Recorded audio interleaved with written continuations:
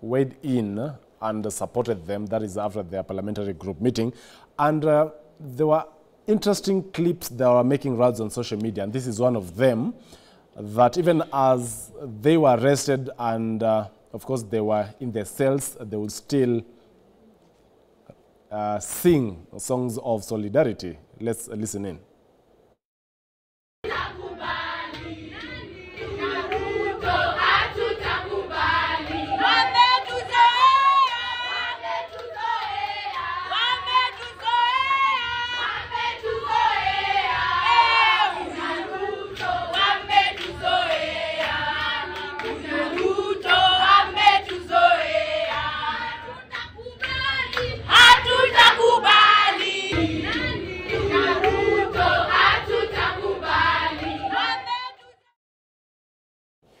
CP Ruto, those are ladies that came out to protest what will be considered a hike in the prices of sanitary towels and as well diapers.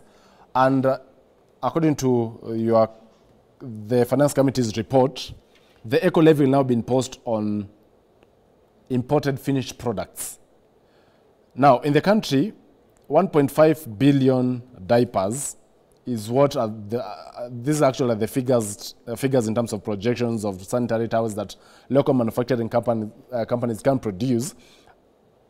Even as Kenyans consume about 800 million pieces per year, but at the moment, without incentives, we only have these products being manufactured at around 700 million pieces per year. Weigh in these, very serious, especially to the other gender, or the opposite gender, as far as the issue of pads and diapers is concerned. Thank you so much, Joe. First of all, I appreciate the fact that I really, as I started, my mind is clear about Kenyans when they come up and speak about themselves. But we have had around 2 weeks where they came and presented their issues that have actually informed the amendments from the Finance Committee to this particular bill that will be now, it was tabled yesterday at the House, to be subject of discussion from today morning throughout up to tomorrow, and probably voting will come next week. But as I start off to respond to you, I don't know, I need to draw your attention that for the last a week or so, there have been a serious campaign, #Reject the Bill. And the product of this #Reject the Bill is what we are seeing even in the demonstration. Issues that they were raised, they have been addressed. So I don't know now, the continued, even after that in the afternoon of this demonstration, I don't know then what motivates this demonstration when there are issues that they have raised, critically have been addressed. Now coming to your case, where you said, what is the outcome of this particular move of subjecting eco levy to imported products? I would still have to throw back the question to you. For how long are we going to subject this country to be a trading nation? Because this is it has been a nation where other countries and investors place their strategic investment in industrialization, knowing that we are producing for the market in Kenya because there is deficiency of 800 million. What I want to ask Kenyans, let's dare begin to recover. The reality has done to us. We are suffering. Our economy is suffering. Right. And because whatever little we are generating, we are flying out what Owino was calling foreign absorption. Whatever we are collecting from our taxes, we are flying out through importation. What we are hitting, what we are clothing. Now, these basic needs of our beautiful women in Kenya, whatever they need for their sanitary purposes, all of it now, whatever we are collecting from these same taxes, it is not circulating in our economy. So what we are saying, please come on, let us have a discussion. At some point, we must appreciate. I know it will be a little bit expensive of what is imported, but it will be substituted. And I'm sure the investors now, again, are motivated by this particular incentive, and they are going to grow their capacity. Lastly, at the absence of these particular taxes is debt. On the other side, debt has reached its limit. Well, so which way are we going to survive? On the other side, again, look at the demand side of this particular budget that is being deployed. There are a lot of stresses that are being there. Some of them are mandatory obligations. It is not even a discussion on an aspect of like this is an core priority areas. And lastly, how I saw Kenyans coming in to participate in public participation, looking at these clauses by clause critically. and giving out their position in terms of the sector or in terms of the stakeholders' point of view. I would have also wished to ask the same Kenyans, even next time before we table a budget in the House, can we also have a critical look at and ensure that stakeholders on specific areas, if it is an area of health, let us have stakeholders in elder sector, so that we're able to root out what this blanket condemnation we've been condemning, budget is corruption, budget is over more than 30 years now, and we have never come out of this, so that we are disciplined on ourselves. Martin Owino, there are concerns that, you know, considering this finance bill usually comes at the tail end of a financial year, there's around a month to the beginning of another financial year. And this eco-levy, should the president assent to it, then it becomes an act, and beginning 1st of July, it's being implemented. First of all, there are those Kenyans who are business persons engaging in the importation of these particular sanitary towels and diapers, and it's a process to import. Already they have pumped money, but within a few days, there is an additional taxes that they hadn't planned for. At the same time, could this also be a possible way of not really creating a monopoly, but businesses for a few individuals who had already preempted these taxes would come? They come establish those local manufacturing companies. They exempt imposition of eco-levy on the raw materials. They manufacture locally and end up making profits for themselves, so that by the time other investors come and set, of course, their companies in this country, they've already made enough profits. So true. You just said, you know, that is why knee-jerk reactions is not good a governance tool. What my friend Julius was talking is what we call strategic planning, step by step. For example, if this goes through, then the next thing you will have is shortages of these commodities, meaning things will have skyrocketed, and these young girls will not get their commodities. And of course, people are very smart. When you make us an unwise legislation like this, people are very smart. First of all, those which are here and are imported, they will take the price. And they will shoot for a commodity that he was not even taxed for, because our tax compliance enforcement is very low. Secondly, we know there are very few companies who are going to do this.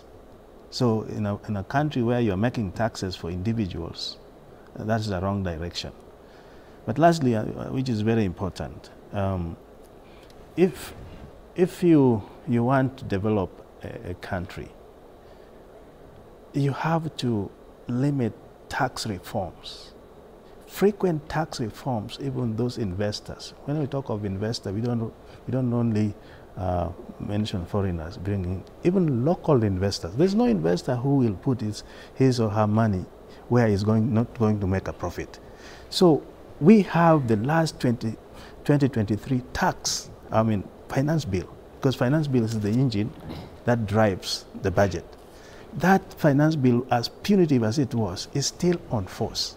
Now, if you bring all this, you bring confusion, and the market really sensitive to confusion. When that happens, the only person who is going to suffer are those you saw in the street.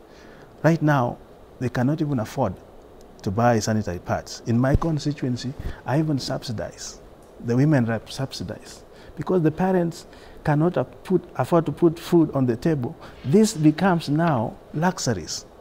And if they don't access them, I'm a health person, it will become a hygiene issue, it will become a health issue, which I hope we will talk in this discussion, what a bad budget or a bad policy does on health on Kenyans, which is a tall order.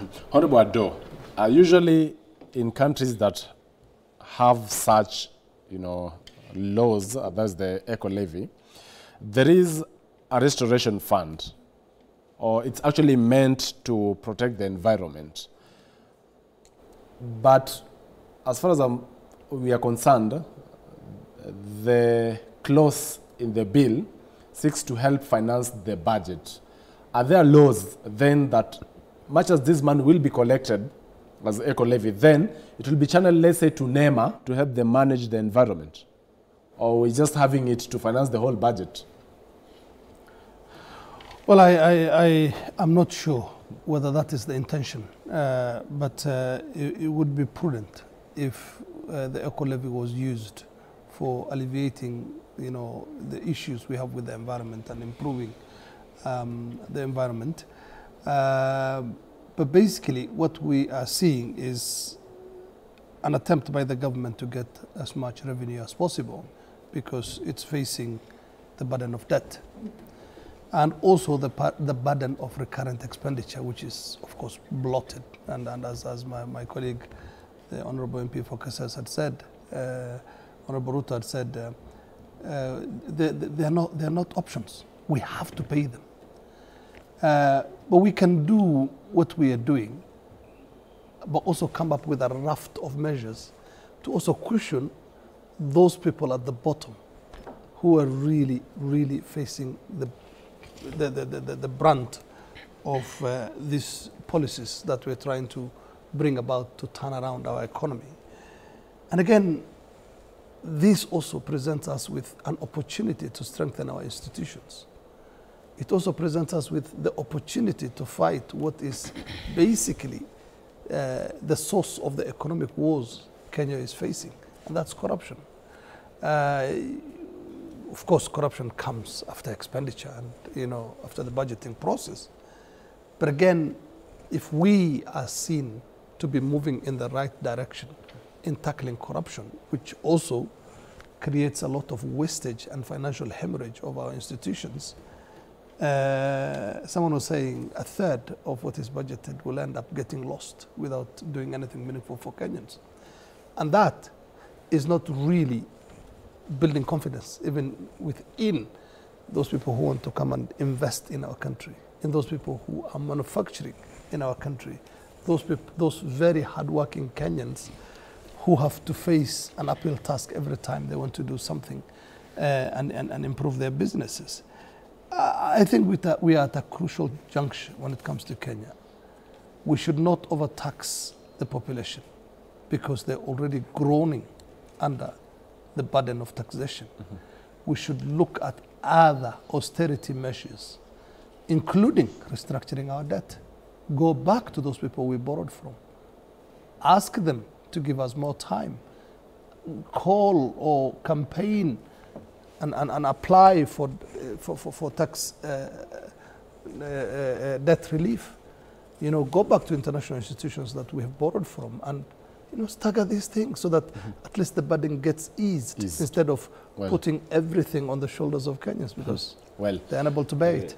Now, even as you give a rebuttal to that, according to the Finance Chair, Kuria Kimani, the Finance Bill 2024 will still, even after scrapping off these contentious clauses or amending them, finance the budget by 320 billion Kenya shillings. And now, there will be an increase by 1% at the Railway Development Fund and Import Declaration Fee to bridge the gap. Honorable CPA Ruto, what does it mean to increase the Import Declaration Fee? Is it for all products? Thank you so much, Joe. Even as I respond to your issue, first of all, I wanted to confirm, and I'm sure you're aware back of your records, on Tuesday last week, we had an engagement with the State Department of Environment, and NEMA came in. The sole purpose why we invited them was for them to clarify this particular eco-levy, for them to confirm to the committee and give confidence how it is going to be administered. At the same time, also, we had the PS Treasury also to confirm. So there's a clear structure on how to manage the eco-levy. So it's good for Kenyans so that we don't cast a doubt. Could be to only be subjected to some little amendment on the NEMA Act, but the main administrators of this fund will be NEMA with the sole purpose of addressing the issues. And number two, this eco-levy is kind of a manufacturer expenditure. Like the way we import a second-hand used motor vehicles, it will be done at source. But they'll still pass it down to the consumers. And it's also in line with the world best practices on the issues of managing by manufacturers and environment. It's what we call eco-certification. So it is also a motivation the way companies are rated. So it's only that now Kenyans, we are aligning ourselves to it. So it will not come even to us mostly. But they will still pass it to the consumers. Well, it may not be directly, because that burden is not as a question of a cost. It's a question of an obligation to the manufacturer on the other side.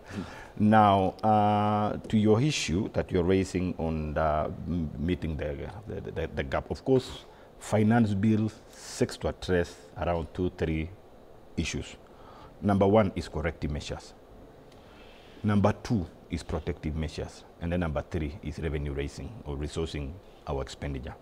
This finance bill was actually targeting to raise more than the 322, it was around 380 to 400 billion. Of course, this has informed by the demand on the other side. One, introduction of confirmation of JSS teachers, which required almost 13 billion or so. The issues of, you know, my colleague from health, they have had a lot of discussion on the issues of giving an opportunity to our trainees in that health sector. So this time around, this budget is trying to address those issues. Look at, again, county governments, division of revenue, as highly as was negotiated between Senate and National Assembly. They arrived at growing it from 381 billion to 401 billion. All these together, summed together and other expenses, it calls for an approach to it. But after listening to Kenyans, and as I've said, I started at the point of my introduction, if there is a time, even in my time of service, that I've really appreciated, and Kenyans ought to appreciate, where public came in and they were able to bring out their issues. And so they suggested that it's okay to increase the for them, railway development most fund. Of this, they gave an option and said, look at this, instead of taxing our car, which is not a beneficial in any case, it's just a burden to us, and some of us, we may end up not even using this particular cars, instead of affecting the penetration of insurance, because another wailing was, how do we ensure that we onboard Kenyans to take up the service of insurance? So looking at this, that is it. So listening to all this, we ask them again, give us the suggestions. And the stakeholders were able to pinpoint areas that we're able to look at. And number two, remember, we have not passed the appropriation bill. So even as we discuss this one, appropriation bill will come after approval of the finance bill. Well, that means it will inform some areas that we are going to look at, including what Mheshimiwa suggested, that if we're able to begin to address the issues of fiscal consolidation, including focusing on some non-priority. There will be some, there will come a point where we'll need to call ourselves into meeting and say, look at this, for once, we can stagger some unnecessary, including foreign travel, for example. Some of the foreign travel may not be directly conferring some benefits. So why can we defer to some future period as we seek to stabilize the situation on our country? Honorable Martin Owino, what's the implication of having the import declaration fee increased by 1%? At the same time, the Railway Development Fund, for instance, for the SGR, there is a time, actually at the beginning of the year, it was the fare was actually hiked by 50%, and as a result, a few months down the line, we have the income of SGR having dipped by 33%. What the implication of this 1%? It might sound, of course, very little, but its implication might be big. Yes, the railways and IDF, this 1% will depress trade for sure. Plus the 9 shillings per litre, which is also there, they are proposing. Now, what this government does not understand, it should have left the parliament to do its work. Because you talk to me as Martin Owino, World Chief, Member of Parliament from Dewa. And I think, Mheshimiwa, I know. You have a moment now to even recommend your amendments, because Parliament is yet to do the work. It was just a table yesterday for discussion. So nobody has denied you. The committee has done its work. Now it's the product of the House. You know, you can only to deliberate in clause by clause, and you can still bring your further amendments, and the House can adopt it. Chacha, you can only repair a car which is repairable. Even if you have a car, if the engine is messed up, you better replace it or replace the whole car. This bill, this financial bill, is irreparable. And from Azimio's side, we made it very clear yesterday evening that we are going to reject it in toto. That should be very clear to Kenyans. But my point I was making is that one of the areas in our responsibility as a member of parliament is representation. I've talked to Dewa people. I don't need, this public participation sometimes is just a showcase. I have the genuine picture of what my people are going through. That's why the budget process was entrusted by Parliament, because they represent the people. But what's going on now, the parliamentarians, especially those who are aligned to the administration, are not listening to the people. They are listening to State House. That is where the disconnect is. It is wrong to allege that. For the interest of time, I'll be getting back so that you give a rejoinder. Honorable Doe, could it be the so contentious clauses were there as a smokescreen? Then, with this other hand, we now bring the real, or inject now the real intention of the finance bill through what might not be seen, or might actually not seem to Kenyans as really punitive, but at the end of the day end up affecting businesses. Now, like Honorable Martin has said, that this particular import declaration fee, increasing it by 1% will have a detrimental effects to business people, to Kenyans. Yeah, I really don't want to delve into that because it's a jungle. But again, there were measures, the different clauses are suggesting different measures to try and increase revenue for the government. They've been put out there. The Kenyan public have participated and declared some of them, to be a total no. Parliament is going to discuss it, although again, the Kenya Kwanza coalition has got a huge a majority in Parliament and would probably have its day. What we are going to be echoing on the floor of the House is the fact that Kenyans are tired of more taxation. And the fact that turning around the economy of an indebted country takes a wholesome process. It's not just about raising taxes to meet your obligations, to pay the bills, and then do development projects and, kumbaya and all the good, everything is all right. No, we are having a problem and we must acknowledge. Well, we must have a public debate about it. We must also look at it as a wholesome thing. It's not just about meeting your expectations and running the economy, but also stimulating the economy so that we get more investment. We bring back those manufacturers that have gone away and even more and create jobs. For the interest of time, and allow hope me for the people of to Kenya. sample some of the feedbacks from Kenyans, that is across our social media platforms at K24 TV and as well Joel Chasha, and our SMS and WhatsApp numbers on the bottom of the screens. And we have George Gasheru saying hail to Gen Z, ni hayo tu kwa sasa, ati wanataka flavored tear gas.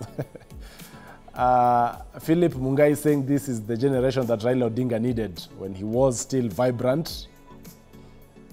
Vasco, Gen Z just came out armed with cameras and flyers. Police were confused on what to do.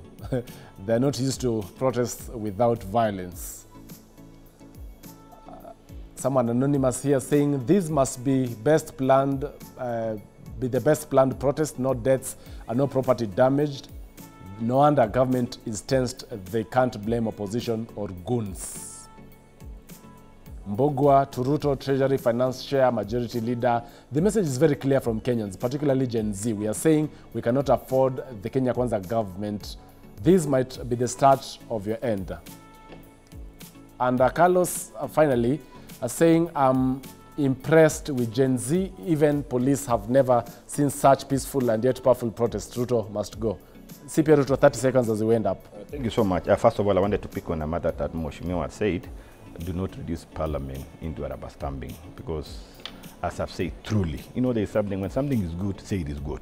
This amendment that was tabled yesterday evening is totally amending almost the entire bill as it was proposed. And this is as a result of public participation. It's not as a result of pressure here and there. But if you look at the discussion around it, it looks like, again, we've seen an opportunity to politicize the whole process. And you see, politics has no direction. It's all about your side. So I need to call on them. Lastly, as I said, I need to appreciate, but I want to ask even our young Kenyans, as we seek to build our nation, because it's our country. Ruto will be here today. Ruto will not be there tomorrow. Uhuru was there. He's no more. Somebody else will still come. the fact and the reality and the truth will still remain unless we come to a level and a point as a nation and country and say enough is enough. We must pick. We have to grow. We cannot be an importing nation. We cannot be a dependent nation. We have to grow. There is pain in making that decision, but that pain in the long run, it will harm. That pain in the long run, it will harm. Lastly, I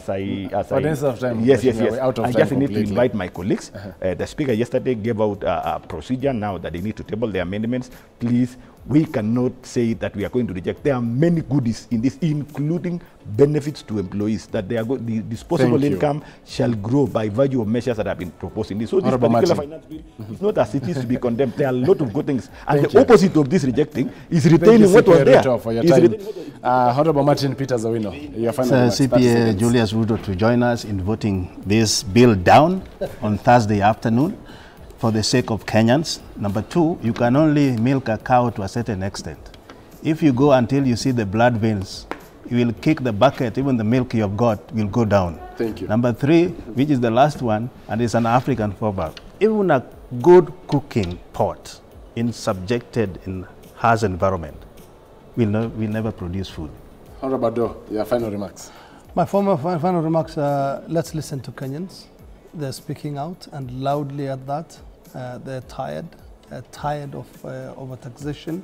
And let's all come together to rebuild our economy and also seal the loopholes where we're losing and hemorrhaging so much money.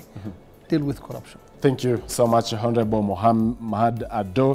Wajir South Member of Parliament, Honorable Martin Peters Owino, Ndewa Member of Parliament, and CPA Julius Ruto, Member of the Finance and National Planning Committee, also KSS legislator. It has been a conversation on the Finance Bill 2024 report. Of course, we'll be bringing you more details in our subsequent bulletins, and tomorrow I'll also be here from 6 a.m. to 8 a.m. with more on the Money Bill 2024. My name is Joel Chacha.